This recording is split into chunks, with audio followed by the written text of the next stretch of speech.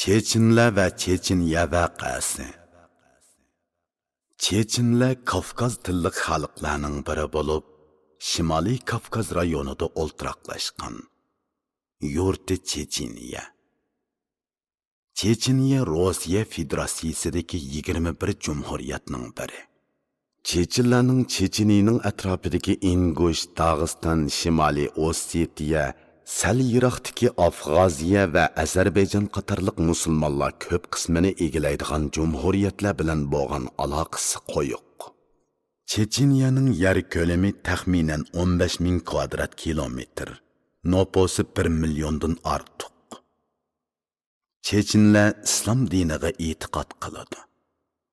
19 asrda Char Rossiya 50 yilga so'zilgan Kavkaz urushi orqali 1859 yilga kelganda bu yugansiz millatni al qilib Checheniyani imperiya xaritasiga qo'shgan. Tarixiy xotirlarga qaraganda 1817-1864 yillardagi Kavkaz urushi oyoqlashgandan keyin Shimoliy Kavkazning ko'p qismi Rossiyaga tava bo'lgan. Chechenlar mana bu mashhur Kavkaz urushida atrofidagi boshqa millatlar bilan birlashib Char Rossiya armiyasining tajovuzchiligiga botirlik bilan qarshi turgan. Shu sababdan Char podshohning bu tog'liq rayonni ishg'ol qilib olishi yarim asrdan ko'proq kechikkan. Kavkaz urushida Char Rossiya Kavkaz millatlarini, jumladan Chechenlarni bo'ysundirishda Kazak chavandozlaridan foydalangan. Chechenlar Char podshoh armiyasiga nihoyat kuchli qarshilik ko'rsatgan. Ularning bu xil qarshiligi 1859 yili harbiy kottibeshi Imal Shomil asirga tushgandan keyin to'xtagan. Chechenlar hozirmi Shomilni milliy qahramon sifatida hurmat bilan tilga elib aslashadi. Chechenlar qaysar, qiziqqon bo'lib, urush qilishga mahir keladi. Yosh vaqtida Kavkazda harbiy vazifa o'tagan buyuk yozuvchi Lev Tolstoy Chechenlarning hammasi o'limdan qo'rqmaydigan azamatlar deb ta'riflagan edi. Hamda hayotining oxirida Hoji Murod nomli romanini yozib Chechenlarning kuchli g'ururga ega milliy xarakterini madhihlagan edi.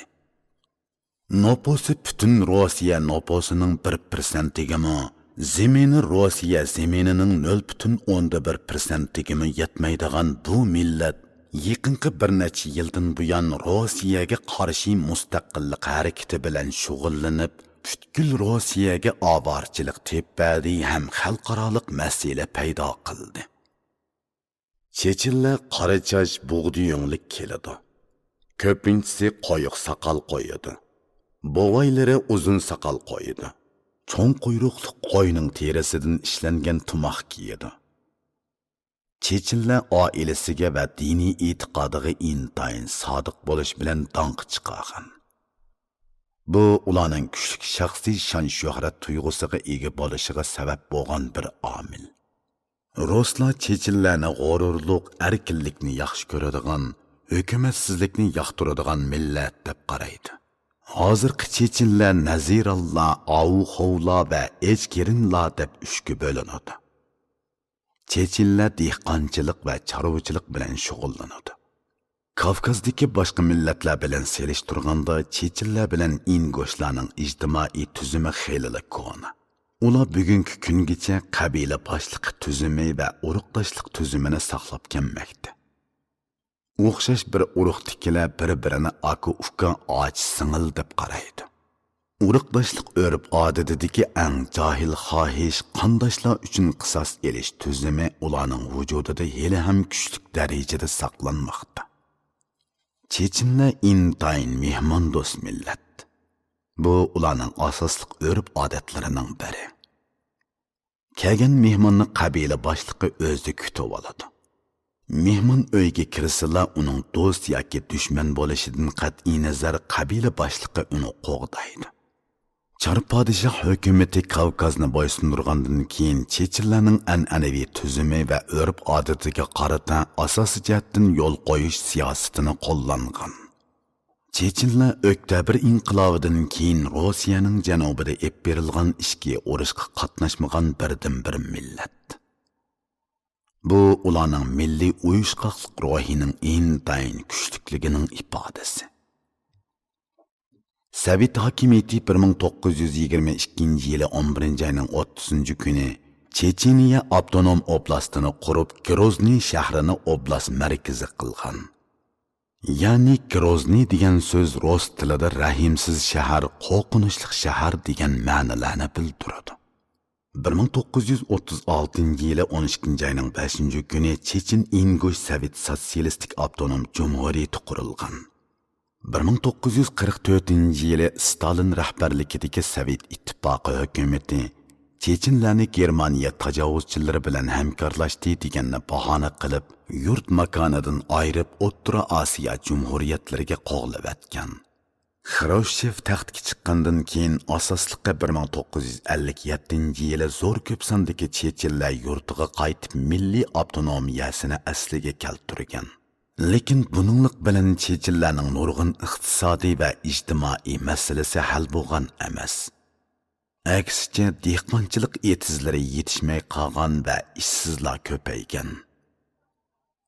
Mushundaq sabablar tufayli chechenlar Rossiyaning janubidagi boshqa millatlarga qaraganda taraqqiyot jihatda orqada qolgan. Shunga chechenlarning ko'pinchisi sobiq Sovet ittifoqidagi boshqa jumhuriyatlarda pul tepib jon beqishga majbur bo'lgan.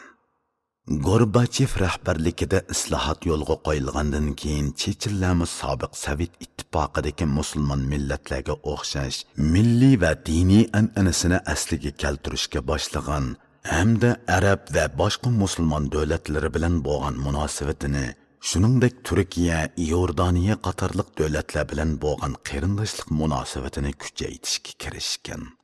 Ularning bir qismi yana yurtiga qaytgan. Sobiq Sovet ittifoqidagi demokratiya va oshkoralashtirish to'lqinida chechenlarning milliy hissiyoti kun sari kuchayib, 200 yildan beri Ruslar bilan adolatsizlikka to'lgan munosabati ustida qayta o'ylanib, Ruslar bilan hisoblashish darajasiga berib yetgan. Shuning bilan ular Estoniyada turishliq harbiy amaldor, Sovet ittifoqi davrida chechenlardan chiqqan tunji general, 12 qitim Sovet ittifoqi ordeni bilan mukofotlangan yuqori obro'yga ega shaxs Dodayevni 1990 yili Checheniya Milliy qurultiyi ijroiya komitetining raisligiga saylagan. Ya'ni Dodayevning to'liq ismi Javhar Musa turdi. Dodayev 1944 yili Checheniyada tug'ilgan bo'lib, tug'ilishi bilan oilasi bilan Qozog'istonga ko'chirib etilgan. U Shimoliy Qozog'istonda 13 yil turgan.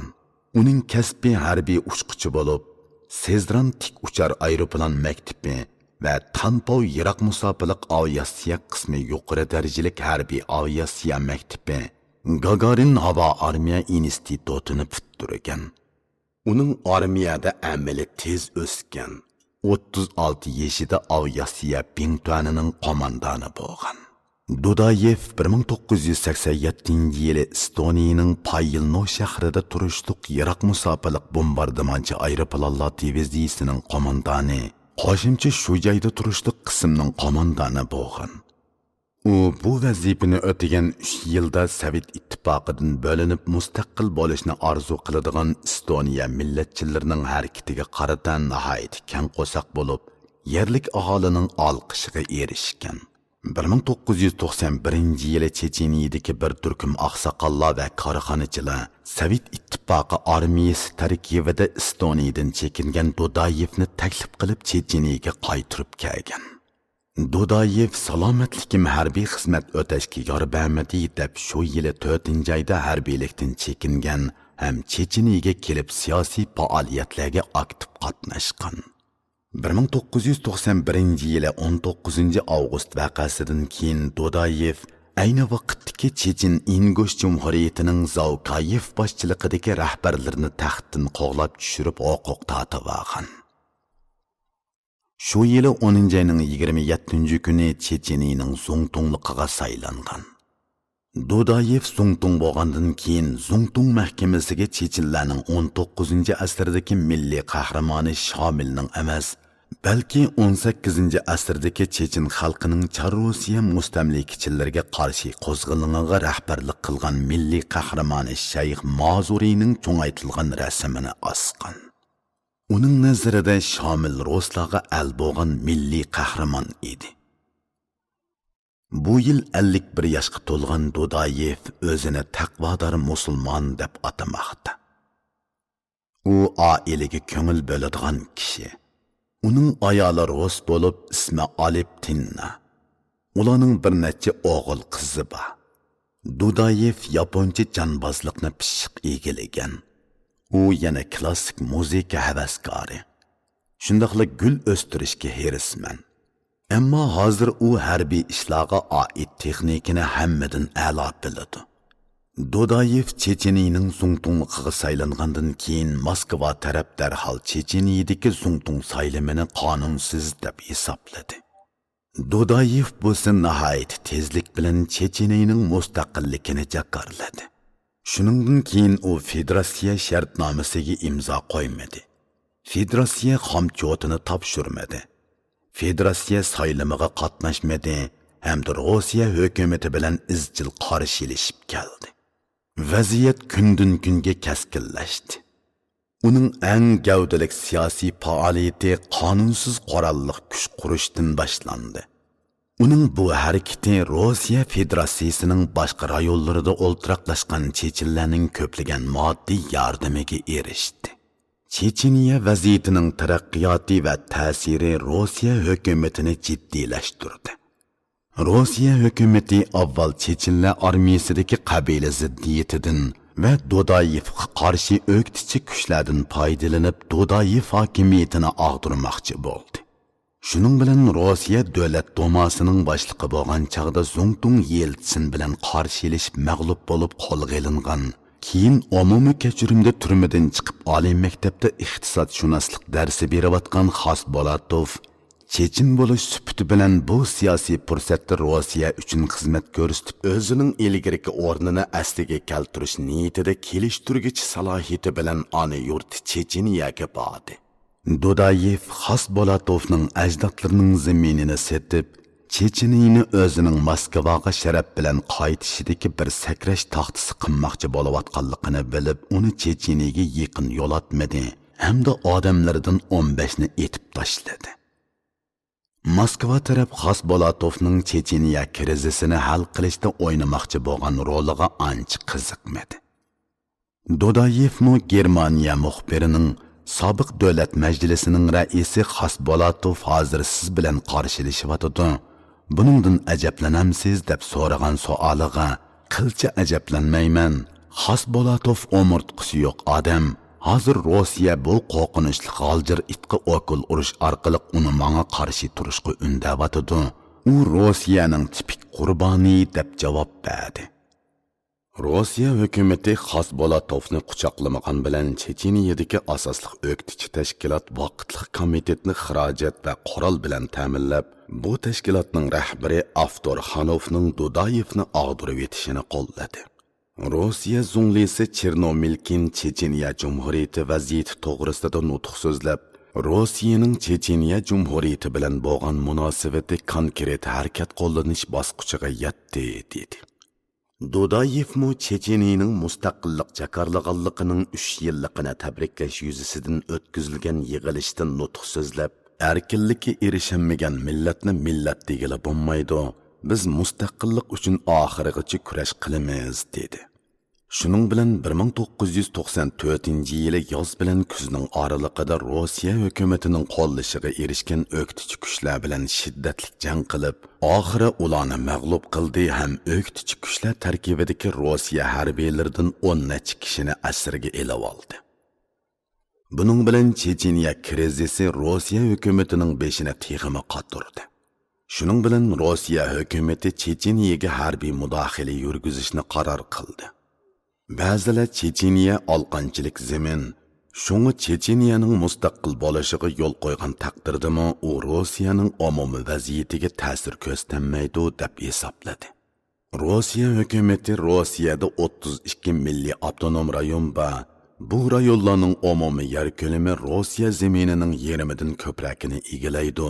Agar chechenlarning mustaqillik harakati besiq turilmasa, Rossiyadagi bo'libmi Kavkaz tog'liq rayonidagi 10 necha oz sonliq millatning mustaqillik ingi uyg'onib, bo'lginchilik iddiasi shakllanadi.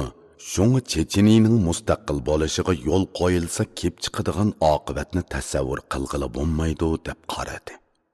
Yana bir tarafdan Rossiya hukumati Chechen millatidan bo'lgan bir qism kishilarning Rossiyadagi eng qabih jinoiy tashkilotlarni kontrol qilib olganligini, nihoyat kuchli qora qo'llar partiyasi bo'lib shakllanganligini nazarga olib, bu jinoyatchilar guruhi Checheniya doiralari bilan til biriktirib oldi deb hisobladi.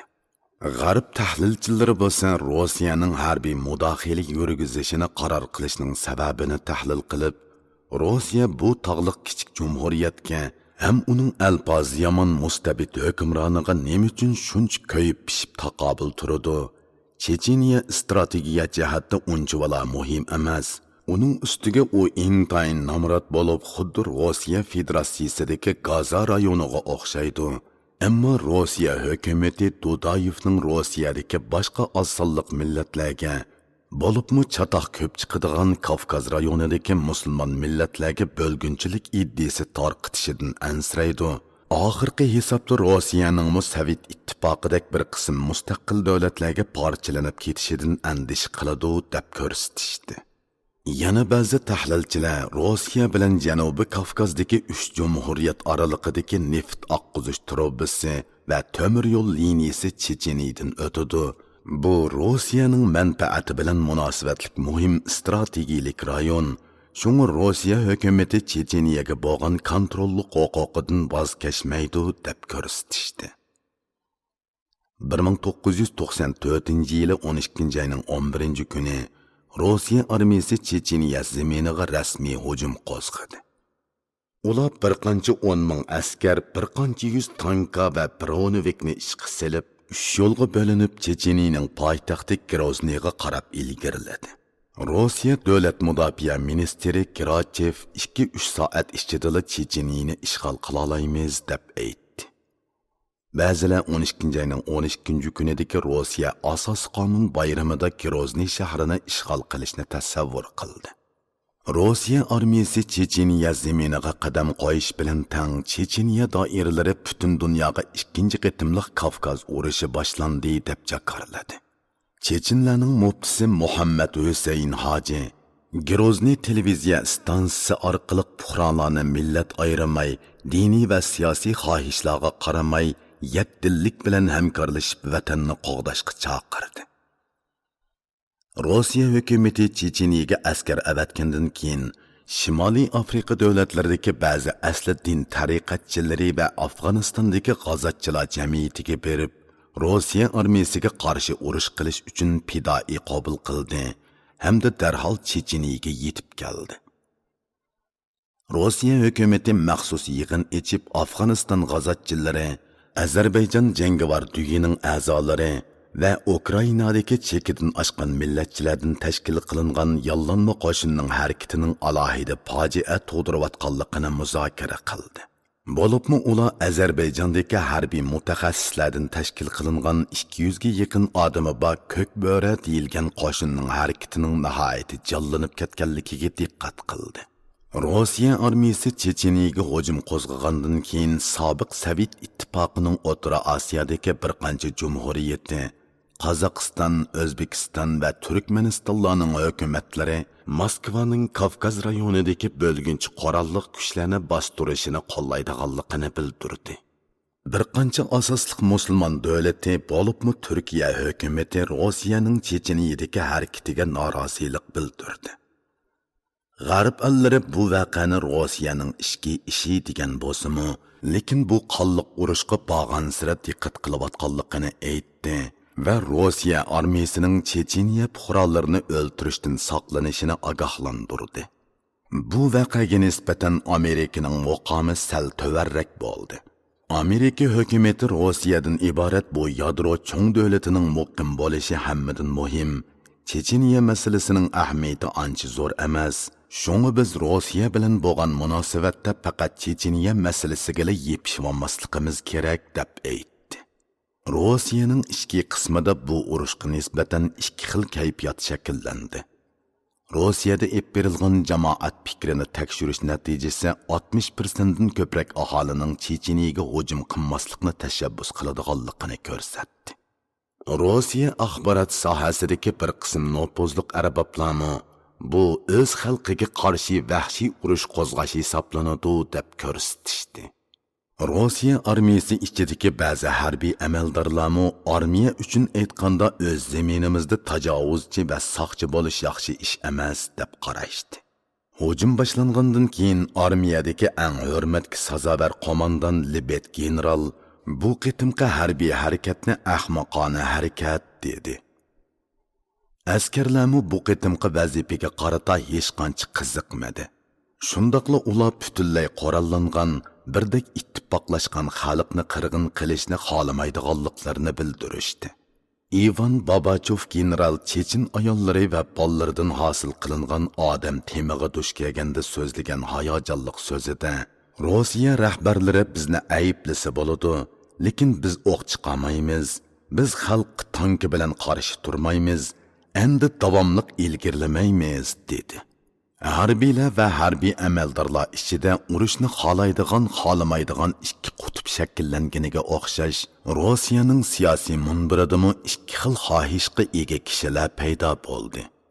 Azaldan Yeltsinga qarshi turib kelgan chekidan oshgan millatchi Zhirinovskiy qatorliqlar Yeltsinning Checheniyaga harbiy harakat qo'llanganligini qo'llaydiganligini bildirishdi. Yana nurg'un siyosatchi bu qitimqi harbiy harakatga qarshi turdi. Bu siyosatchilarning ko'z qarashi g'arbda intayin hurmatlandi. Azaldan Yeltsin tarafda turib kelgan sobiq Zungli, Gaydar va Yavlenskiy qatorliqlar harbiy harakatni qattiq ayblab, qurol ishlatish ma'muriy doiralarning iqtidorsizligini va mag'lubiyatini oshkorlab beradi dedi. Rossiyaning ichi va sirtidagi bir qism kuzatuvchilar birdek Yeltsin prezidentning qurol kuchi orqali Checheniyadagi hukmronlik o'rnini asliga keltirish qarori uning hokimiyat yurgizgandan buyon o'ynagan eng cho'ng qimiri. Agar bu qitimqi harbiy harakatdan chatoq chiqib qolsa, uning siyosiy hayoti jazman oyoqlashadi deyishdi. Dudayevning qurolli qismlarining Rossiya tarafining mo'lchiridagidan kuchli bo'lishi, uning ustiga bu tug'ma harbiyning bu qitimqi urushda Sovet ittifoqining harbiy taktikasini ishlatmasdan qadimki Chechen taktikasini jonliq ishlatganligi, Rossiya armiyasining moslashishining kuchli bo'lmasligi, ifodasining yaxshi bo'lmasligi, tog'liq rayonda urush qilish tajribasining kamchil bo'lishi, tog' havosining tumanliq, qorning qalin, kunduzning qisqa bo'lishi sababidan havo hujumining ko'ngildagidek bo'lmasligi, fuqarolarning qo'l tutishib to'saq bo'lib tanklarning oldini to'sib olishi qatorliq omillar tufaylidan Rossiyaning Checheniyaga qo'llangan harbiy harakati g'alabani tez qo'lga keltirmayli qolmasdan, balki qatma-qat qiyinchiliklarga duch kelib, yarim oydan ortiq vaqt ichida Aran Grozniy shahrini muhosiraga oladi. Urushning vaqti uzrab moddiy chiqim va odam chiqimi mo'lchardagidan ko'p eshib ketdi. Rossiya prezidenti Yeltsin xalqaro vaziyatning va Rossiya ichidagi urushga qarshi turg'uvchilarning besimi tufayli hujumni muddatli to'xtatib Checheniya xalqiga murojaatnoma chiqardi. U murojaatnomasida mundoq dedi: Rossiya Federatsiyasining prezidenti bo'lish salohiyatim bilan shundoq va'da beramanki, Rossiya Federatsiyasining asos qonunida belgilangan barliq fuqaroning huquq, manfaati va erkinligi Checheniya Cumhuriyatida to'liq asliga keltiriladi. Har qanday vaqtda, har qanday sharoitda Chechenlarni qo'g'lab etish ahvoli qayta yuz bermaydi. Yurt makonidan ayrilganlar to'salg'usiz holda qaytib kelsa bo'ladi.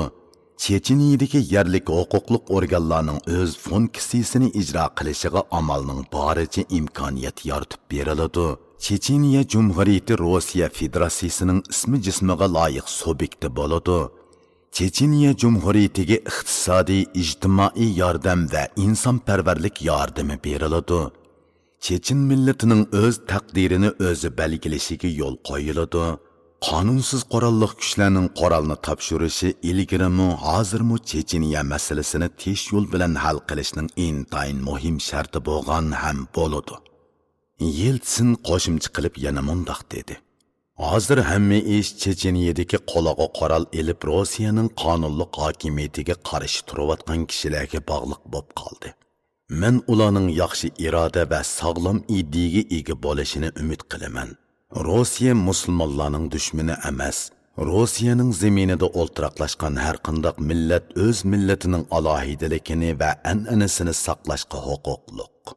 Checheniya prezidenti Dudayev Yeltsinning murojaatiga va so'ziga pisand qilmadi hamda yangi yil munosabati bilan qilgan so'zida Chechen xalqining Rossiyaga qarshi turish ko'rishining ma'naviy jihatda g'alaba qilganligini aytdi. U yana Chechen xalqiga jasoratlik, sabrchan bo'lishni murojaat qildi. O'zining hargiz tiz bukmaydiganligini bildirdi. Buning bilan Rossiya hukumati Checheniya krizisini siyosiy yo'l orqali hal qilishga ko'zi yetmay, harbiy harakatni davomlashtirishni qaror qildi. Natijada Rossiya armiyasi Checheniya poytaxti Grozniyni shiddatli to'pqa tutdi va bombardimon qildi. G'arb allari bo'libmi Germaniya Rossiyaning bag'ansiri qo'pallashib ketayotgan harbiy harakatini qattiq tanqid qilib, Rossiyani kishilik huquqqa daxli ta'ruz qildi deb aybladi. Germaniya diplomatiya ministri Kinkel Rossiyaning Checheniyadagi jangni darhol oyoqlashtirishni murojaat qildi. Ham Rossiyani G'arb endi Rossiyaning mustaqillik da'vosi qilayotgan Checheniya Jumhuriyatidagi harakatlarga sabr qilib turolmaydi deb ogohlantirdi. Fransiyami biz begunoh fuqarolarning bombardimon qilinayotganligiga bag'ansira diqqat qilyapmiz dedi. Amerikami muqomini sal o'rlatib, Amerika xalqi va davlat majlisi Checheniyada qurol ishlatilganligidan qattiq cho'chidi deb aytdi. Dudayev Germaniya muxbiri bilan o'tkazgan suhbatida biz 300 yil qarshilik ko'rsatdik, xalqning irodasiga qarshi turg'ili bo'lmaydi. Cumhuriyetimiz xalqarada mustaqil davlat deb e'tirof qilingacha shundoqla Rossiyaning tahdididan qutulgacha bu davlatga davomli rahbarlik qilaman dedi. Rossiya armiyasining hujumi kun sari kuchayib, fuqarolarning o'lish, yaralanish ahvoli ko'payganlikdan G'arb jamiyatining Rossiyaga qarshi kuchli so'z iboralari siyosiy harakatga aylandi. Yevropa ittifoqi Rossiya bilan ilgari imzolagan bir qator kelishimlarni to'nglatib qo'yishni taklif qildi. Islom davlatlari Rossiyaning Checheniyaga qilgan hujumining bag'ansira chekdan eshib ketayotganligiga g'azablangan bo'lsa-mu, lekin gapni ko'p qilib harakatni oz qildi. Sababi ular o'z davlatlarida asli din tariqatchiligi yalqunining ulg'ayib ketishidan qo'rqib Checheniyaga harakatda emas, ig'izda madad berdi. O'zini islom dunyosining bayroqdori hisoblaydigan Eronning pozitsiyasi izchil yumshoq bo'ldi. Liviya hukumati konkret harakat qo'llanishi haqida islom allari ittifoqiga taklif bergan bo'lsa-mu, quloq soladigan odam chiqmadi. Moskva va Sankt-Peterburgda bir qancha ming kishi Checheniya urushiga qarshi namoyish o'tkazib, Rossiya armiyasining Checheniyadan darhol chekinib chiqib ketishini talab qildi. Ular yana prezident Yeltsin va uning yordamchilariga Checheniyada yuz bergan tashkillik qonliq voqeaning javobgarligini ustiga elishni talab qildi. Rossiya armiyasining shiddatli hujumi orqasida 1-oyning 11-kuni Dudayev aldirash holda muxbirlarni kutib olish yig'ini o'tkazib, biz albatta Rossiyadek cho'ng davlatga taqobil turolmaymiz. Shunga urushni oyoqlashtirib Moskva bilan suhbatlashishni xohlayman. Ammo suhbat barobarlik asosida o'tkazilishi lozim. Biz osonlik millatlik o'rnini qabul qilmaymiz, lekin iqtisod, pul va xavfsizlik federatsiyasi qurishga qo'shilamiz dedi. Moshundaq agra to'qay jaryon ichida Checheniya voqeasi urush portlig'iga 1 yil bo'lay deganda, Dudayev qurolli kuchlarning mag'lub bo'lib Kavkaz tog'lari ichiga chekinishi, Rossiya armiyasining Checheniyani asosiy jihatdan kontrol qilishi natijasida Dudayev taraf suhbat o'tkazishga qo'shildi hamda Alixanov boshchiligidagi Checheniya vakillar o'mikini tashkil qilib, Rossiya zunglisi Chernomilkin bilan suhbat o'tkazishga avatdi.